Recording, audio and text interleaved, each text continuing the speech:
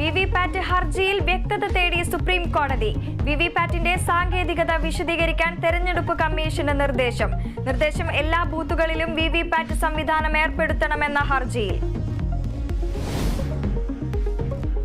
സംസ്ഥാനത്ത് ഇന്ന് കൊട്ടിക്കലാശം. അവസാന മണിക്കൂറുകൾ ഗംഭീരമാക്കാൻ മുന്നണികൾ. രാഹുൽ ഗാന്ധിക്കായി വയനാട്ടിൽ വൈകിട്ട് പ്രിയങ്കയുടെ റോഡ് ഷോ.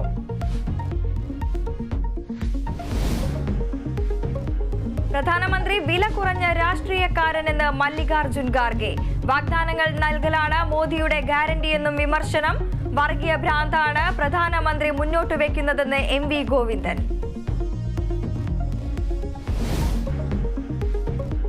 മഞ്ഞുമൽ ബോയ്സിന്റെ നിർമ്മാതാക്കൾക്കെതിരെ കേസ്. ഗൂഢാലോചന, വിശ്വാസവഞ്ചന, വ്യാജരേഖ ചമക്കൽ കുറ്റങ്ങൾ ചുമത്തി. നടപടി സിനിമയുടെ മുടക്കുമുതലോ ലാഭവിഹിതമോ നൽകിയില്ലെന്ന പരാതിയിൽ. യമനിൽ വധശിക്ഷയ്ക്ക് വിധിക്കപ്പെട്ട നിമിഷപ്രിയയെ അമ്മ ഇന്ന് കാണും. പ്രേമകുമാരി മകളെ കാണുക 11 വർഷങ്ങൾക്ക് ശേഷം.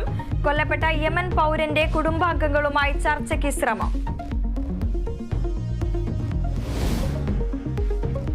പരാധീനതകൾക്ക് നടുവിൽ കോഴിക്കോട് ബീച്ച് ഫയർ സ്റ്റേഷൻ.